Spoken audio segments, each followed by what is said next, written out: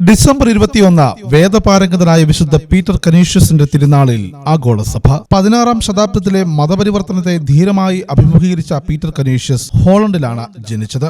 എന്നാൽ ജർമ്മനിയുടെ രണ്ടാമത്തെ അപ്പോസ്തലനായിട്ടാണ് അദ്ദേഹം അറിയപ്പെടുന്നത്. യൗവനത്തിൽ താൻ മടിയനായിരുന്നുവെന്ന് പീറ്റർ സ്വയം കുറ്റപ്പെടുത്തിയിരുന്നു. 19-ാമത്തെ വയസ്സിൽ കൊളോണിൽ നിന്ന് അദ്ദേഹം MA ബിരുദം നേടി. ഉടനെ തന്നെ ബ്രഹ്മചര്യം നേർന്നു. 3 കൊല്ലം കഴിഞ്ഞ AD 1543 അദ്ദേഹം ഈശോ സഭയിൽ ചേർന്നു. AD 1546 അദ്ദേഹം പുരോഹിതനായി. അലക്സാണ്ട്രിയയിലെ വിശുദ്ധ സിറിലിന്റെയും മഹാനായ വിശുദ്ധ ലയോയുടെയും ഗ്രന്ഥങ്ങൾ അദ്ദേഹം പ്രസാദനം ചെയ്തു. മറ്റു ജോലികൾ ധാരാളം ഉണ്ടായിരുന്നപ്പോൾ കൂടി അദ്ദേഹം കാരാഗ്രഹവാസികളെയും രോഗികളെയും സന്ദർശിച്ചിരുന്നു. AD 1547 പീറ്റർ കനീഷ്യസ് ട്രെന്റ് സൂനകദോസിന്റെ പല സമ്മേളനങ്ങളിലും ഹാജരായിരുന്നു. അവ നടപ്പിൽ വരുത്താൻ അദ്ദേഹം പിന്നീട് നിയുക്തനായി. മെസ്സീനായിലെ ഈശോ സഭ കോളേജിൽ കുറെ നാൾ പഠിപ്പിച്ച ശേഷം ഫാദർ പീറ്റർ ജർമ്മനിയിൽ മിഷൻ പ്രവർത്തനം ആരംഭിച്ചു. പല കോളേജുകളും സെമിനാരികളും സ്ഥാപിക്കാൻ അദ്ദേഹം മുൻകൈയെടുത്തു. പാഷണ്ഡതകളോട് വാദപ്രതിവാദം നടത്തി പലരെയും തിരുസഭയിലേക്ക് ആകർഷിച്ചു. അദ്ദേഹത്തിന്റെ പ്രഭാഷണ ചാതുര്യം അനേകരുടെ മാനസാന്തരത്തിന്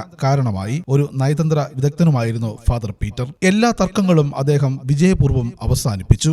സത്യത്തിനു വേണ്ടി പടവെട്ടുമ്പോൾ പരിഹാസമോ നിന്ദയോ പുച്ഛമോ കൂടാതെ ആദരപൂർവ്വം എതിരാളിയോട് വ്യാപരിക്കണമെന്ന് അദ്ദേഹം വ്യക്തമാക്കിയിരുന്നു. ഒരു വേദോപദേശം അദ്ദേഹം എഴുതി പ്രസിദ്ധം ചെയ്യുകയുണ്ടായി. അദ്ദേഹത്തിന്റെ കാലത്തു തന്നെ 12 ഭാഷകളിലായി അതിന്റെ 200 പതിപ്പുകൾ പ്രസിദ്ധീകരിച്ചു. 70-ാമത്തെ വയസ്സിൽ അദ്ദേഹത്തിന് ഒരു തളർച്ചയുണ്ടായി. എന്നിട്ടും ഒരു സെക്രട്ടറി വഴി അദ്ദേഹം എഴുതുകയും പ്രസംഗിക്കുകയും ചെയ്തിരുന്നു. AD 1597 ഡിസംബർ 21-ാം തീയതി 76-ാമത്തെ വയസ്സിൽ അദ്ദേഹം കർത്താവിൽ നിദ്ര പ്രാപിച്ചു. ശേഷം 1925 വിശുദ്ധനെന്നും വേദപാരംഗതനെന്നും അദ്ദേഹം പ്രഖ്യാപിക്കപ്പെട്ടു. വേദപാരംഗതനായ വിശുദ്ധ പീറ്റർ കനീഷ്യസ് ഞങ്ങൾക്കു വേണ്ടി പ്രാർത്ഥിക്കണമേ.